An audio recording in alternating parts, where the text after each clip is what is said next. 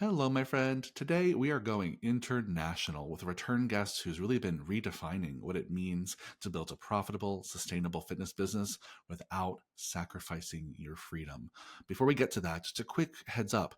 If you're looking to level up your skills and connect with lots of industry leaders, discover some cutting edge strategies, don't miss the Perform Better 3-day functional training summit in Providence, Rhode Island. It's happening soon. It's August 14th through the 16th. And you all know from if you're listening to this podcast for even just a few minutes, we're a huge fan of these Perform Better summits. You'll likely see many Business for Unicorns members and Unicorn Society members at these events because they're just so well run and such great talks, such great information. Go, bring your whole team. Click the show notes down below for a link to learn more about it. But again, it's Providence, Rhode Island, August 14th through the 16th. Some of the best content you'll find in the industry at these events. So go, you'll be glad you did. Back to the podcast. So today we're welcoming back to the podcast Mr. Harry Morris, who's the co-founder of Fitness Studio 46 in the UK. He's been a Unicorn Society member for over 3 years. Harry runs a tiny 700 square foot studio that serves just around 50 members. Yet he consistently pulls in double-digit profit margins and works, get this, less than 20 hours a week on his gym. I think when he did the math, it was about 16 hours a week on his gym. And so today, Harry's going to show you how he made the decision, the conscious choice to kind of stay small, why size matters, and maybe for your gym, smaller can be better. And he walks through how you can reverse engineer your business to match the lifestyle you truly want, which is really exciting. He's so good at this. So really get ready for a master class in a lean, mean, lifestyle-focused gym ownership. Harry is incredible. You're going to learn a ton from him. So let's dive in.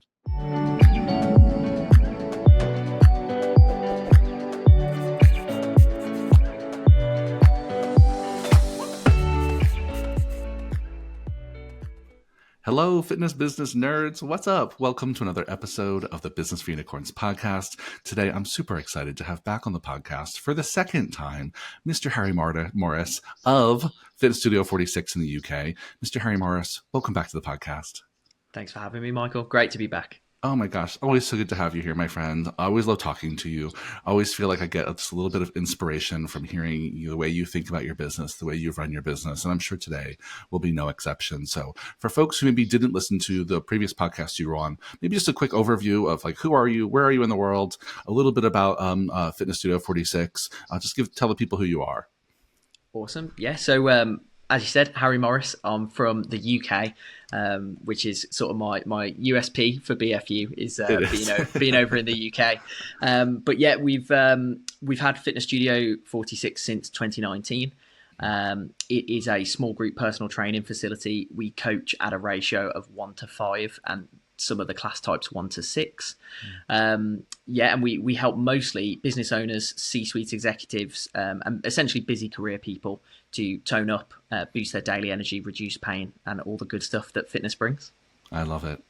Yeah, I mean, we've been working together. How long have you been in Business for Unicorns now, in Unicorn Society? It's been a bunch of years. It's been a while. It was 3 years in April. Oh, wow. Yeah, it's amazing. So I really feel like I've had a front row seat to watching you grow this business, and it's been so impressive. And so the topic I want to pick your brain about today is that, we both have seen, both in Unicorn Society and other people in the industry, talk about growing a fitness business. And often people talk about scale, grow. And there's nothing wrong with that. But all too often people are growing and getting leases for these giant spaces, hundreds of square feet, tens of thousands of square feet, and so many people I see that as a mistake. For so many people, I see that as, reaching too far, digging themselves a hole that they can't get out of with rent that is so high, they'll never be able to be profitable. And so one of the things that you've done so beautifully, and I want to hear how you came to this kind of thinking, is you've really decided that your model is going to be small. You have a very small footprint, a cap on the number of people you can serve, and that really works for you, and you've turned it into a really profitable lifestyle business. So maybe just kind of walk me through when was the first time when running your business when you thought about, should we keep this small? I think the realization was about 18 months ago to a year ago. So relatively recently. Relatively recently, which means I was running it for a long time without that in mind. And I Mm-hmm. think when I first opened Fitness Studio 46, it felt like a stepping stone gym to Sure. this bigger gym that I envisioned. And I kind of had committed to being small with a view that we were just always going to try and grow and get bigger and bigger, and then changed my mind on that a bit more recently. Yeah, yeah. So when we talk about the scale of the studio, you would tell everyone how big is a studio? How many people do you serve at a time? Just give them a sense of the scale we're talking about. Yeah, so it's tiny. Yeah. The actual square footage on that we're leased is 711, Mm-hmm. but that does include a toilet and back of house. So I Yep. think the actual training floor is about 500 square feet. Yep. Yep. So you Yeah, do just kind of one small group training group at a time. correct. Yeah, one small group training a group at a time to one coach, and that Yep. ratio is 1 to 5 or 1 to 6. Yeah. But I think what that really does as well is it limits your total member capacity. Yep. So I've always been like embarrassed at how few people we actually serve. But like we at a 57% session utilization, so like 57% capacity on our current Yep. schedule, that's about 41 members. Yep. Yeah, Yeah. so But at full we'd be 70 members full. yeah, yeah, that makes sense. But at this scale, you get to be like you and maybe one or two other people can run the place, and you've consistently, from the numbers I've seen, stayed at like double-digit profit margins on a pretty consistent basis, Yeah. which means you're able to, as an owner, continue to put decent money in your pocket as a lifestyle business. Yeah. Well, our financial year runs April to April, and I don't think I've told you this yet, Michael. But we profited £10,500 last year. That's amazing. But as a percentage of revenues, double-digit percent. So to be 10K in profit. Yeah, that's amazing. Yeah, good for you. It just shows that this size of business can be a really great kind of lifestyle business when Mm-hmm. it's just a handful of people working there, really serving a handful of dedicated clients. It can really work. So let's just go back. So 18 months ago, you started thinking, okay, maybe this size is really an advantage. Maybe I don't need to worry about doubling our square footage or growing. So kind of walk me through the kind of pros and cons of your decision making there. Yeah, so that all came about because we had the opportunity to go to a bigger space. Mm-hmm. So on the business park where Fitness Studio 46 is, there was some units available at the front of the business park because it's a waterfront location. Yep. So right on the water, it's a beautiful space, and they had 4,000 square foot available, and we were talking about taking about 3,000 square feet of it.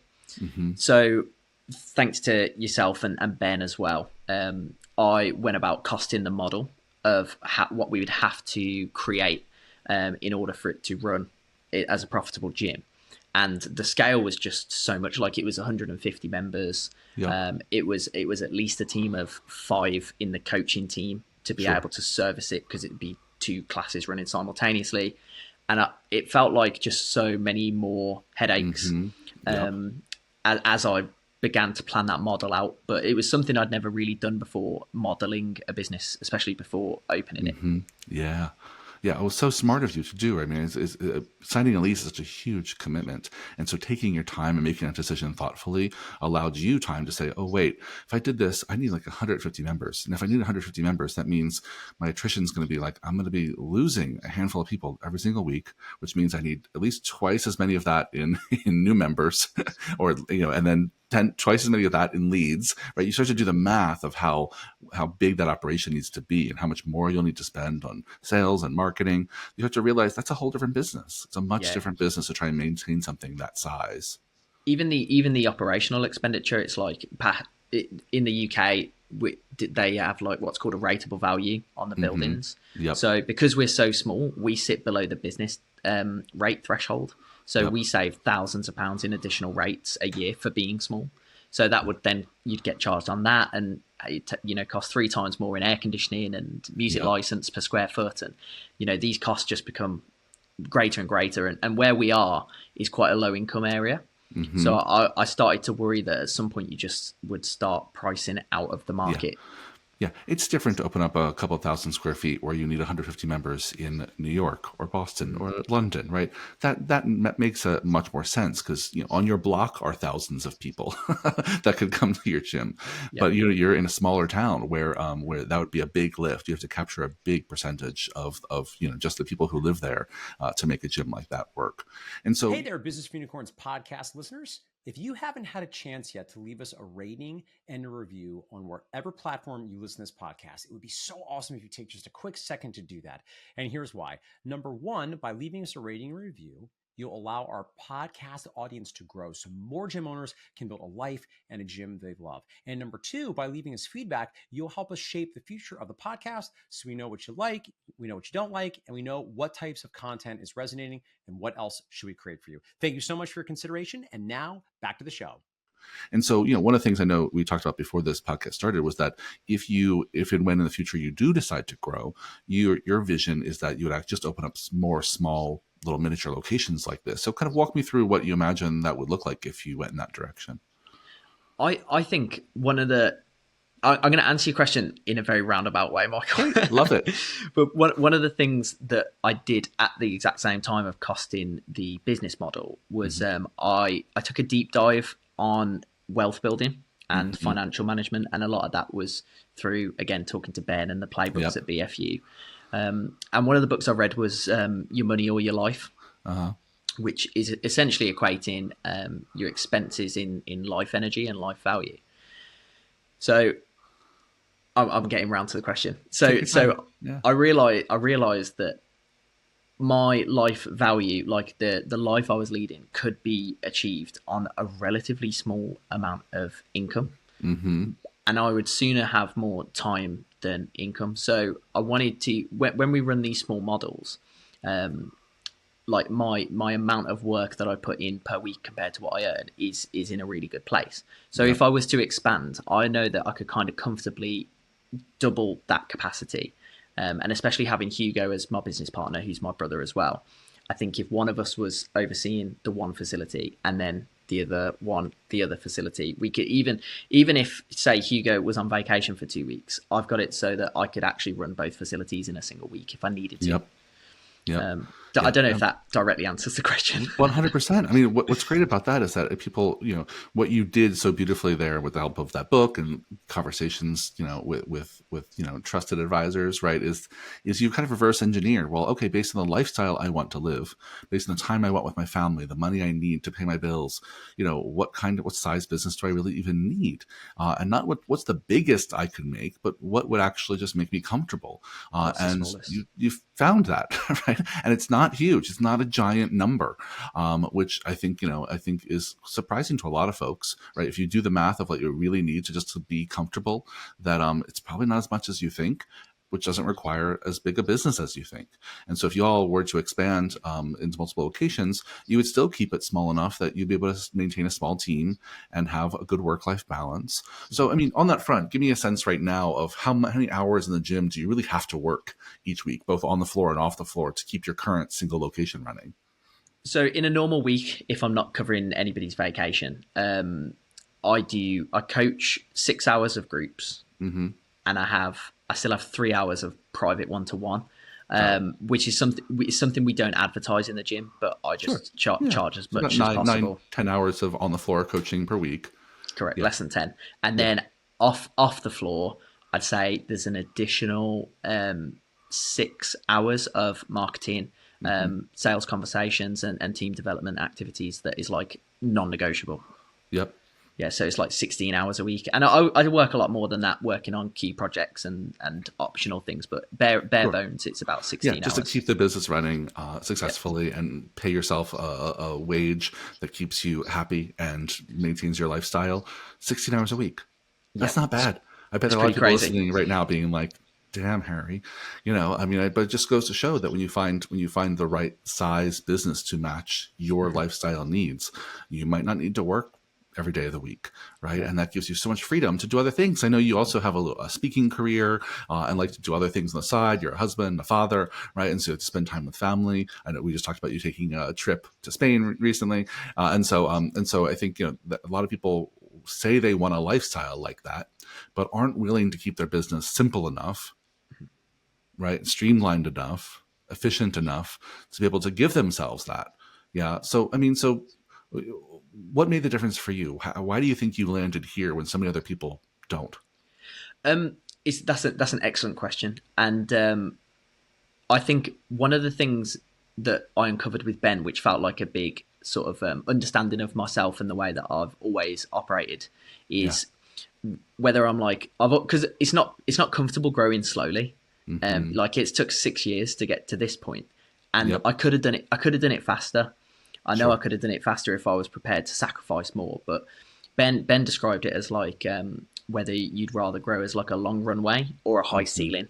Sure. And I'm definitely a long runway guy, and I understand that about myself. Like I'd rather have a steady work week and a high quality of life with slower growth than sacrifice more and more and like, you know, teeter on burnout. And I have done it at times, and I realise it's not for me. So I think just understanding that about myself has just been crucial to making those decisions. Yeah, and I imagine this has really changed your relationship with your family. I mean, how many people listening who own a business get to spend that much quality time with friends and family and yourself? I think that's pretty remarkable.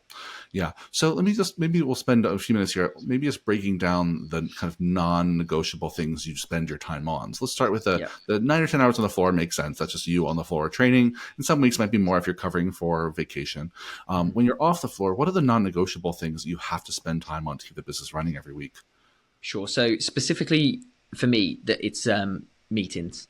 So we have we run the FU framework that Unicorn Society provides. So I have like the mission control meeting with Hugo on a Monday. So I've just come from that meeting to here. So that's non-negotiable, and we also tie in sort of our combined one-to-one with that as well. So we have like a personal check-in for an hour, and then we get into the mission control meeting, which is obviously a structured meeting. Then we have the team development meeting as well, and separately we have a marketing meeting. So there's sort of 3 meetings that contribute to where my time needs to be. Yeah. Well, what's great about that is that, you know, you have a small team. It's you and Hugo and I think one other trainer right coach, now. Yeah, one other coach. So it's just the 3 of you get together once a week for like let's just work on ourselves as trainers and continue to improve the service we're offering here. I love that you continue to do that, which is so many small teams just sweep that under the rug, being like, well, there's just so few of us. We see each other all the time. It's like, well, yeah, but when do you work on getting better? So I love that even though you're a small time, you have that time dedicated every week to continue to work on yourselves. And then a separate meeting for marketing. And so as what's your role versus the rest of the team's role when it comes to marketing? So I kind of am mostly in charge of the marketing. Hugo does get involved in certain tasks, but he's a bit more on like the output side of things. So I'll design the strategy. I'll make sure that I'm in charge of the emails. So like tying that into different offers that we're running, staying on top of the calendar, making sure that we've got everything running to deadlines with events and that kind of stuff as well. So there's a full marketing calendar that I oversee, and I might distribute certain tasks down to Hugo. Like, could you post this for us on this day? But yeah, mostly I'm just in a position of oversight with that, and I write the email content. Yeah. I mean, what I love so much about just this simple structure of like, there's a meeting to have one-on-one with your partner. There's a meeting to keep your finger on the pulse of the business, the projects, the quarterly, the metrics. That's your mission control meeting. There's a meeting to work on our ability to do some great coaching. And there's a meeting to help us stay focused on marketing and sales. But I think even that is just like a lesson to our listeners that when you can keep your meetings efficient, focused on the most important things, you keep this engine running with not a lot of time every single week. Yeah, that's 3 hours a week if you're being relaxed about those meetings. Yep. It can be much shorter if you need it to be, right? And those things are like the most essential things that keep the business flowing. Yeah, 100%. It's a pulse then, isn't it? Because it's like how's the delivery with the team, how's everything as an oversight, and then how are we showing up like as a marketing. Yeah, 100%. 100%. So what do you see for the future of the studio? Well, that again is an excellent question, Michael. You're a great interviewer, because I feel like one thing, the reason I wanted to talk about this topic is because of the level of clarity it's given me around decision making. Sure. So we ended negotiations with the bigger space. Yep. And I'm currently in the process of releasing the unit we're in now. On a long lease, so it'd be by far the longest lease we've took out. Wow. But the confidence to do that is because I understand the model so well I know that it's profitable. Sure. I know the bare minimum it could run on to still sustain our lifestyle, and that's not a lot either. But then the upside as well, what we could grow it to if we increase Sure. the session capacity and the utilization and Yep. any adjacent services we might roll out in the future. It's just the confidence that it's so profitable. It's like, why would I step away? Why would I change anything about it? Yeah. Yeah. I love that. I love that you just have been so thoughtful about, what is the bare minimum I need to maintain my lifestyle, and what's the upside of this space? If we really max and push ourselves really hard, what could it be? And just really knowing those numbers like the back of your hands, like I know you do, is something that I wish all of our listeners would do for their own models. Really understand what you need as an owner to pay yourself to maintain the lifestyle or get to the lifestyle that you want. And then how far could your current location or locations take you, right? And just know what that range is. I think it just gives you a lot of clarity for this kind of decision making. How long to sign the lease? How many leases do we need? What if we were to move? What kind of space would be better? Right? Those are big decisions, and I think you've been able to make them so well because you like you said, this model so well. 100%. It boils down to knowing the numbers really, and to have it to the point where it is quite a light lift for us now. So in terms of the future, I do know that I'd like to think we could duplicate it in another town. I'm sure you could. Yeah. And aside from that, I love you talk about the speaking career and stuff. I'm curious to see for myself individually, like fitness studio to one side, what I might have potential to do.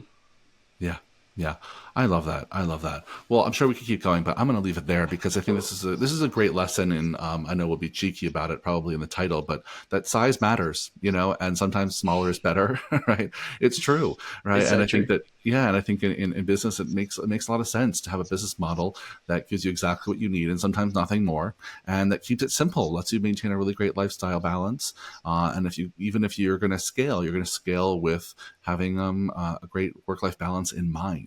And I wish more people centered that in their decision making. So good for you, my friend. If anyone wants to follow Fitness Studio 46 or find you online or hire you as a speaker, where do they go and find you, Mr. Harry Morris? So the place I'm personally most active is my LinkedIn. So if you search my name on LinkedIn, hopefully you'll discover me there, especially if you added Fitness Studio 46 to the end of that.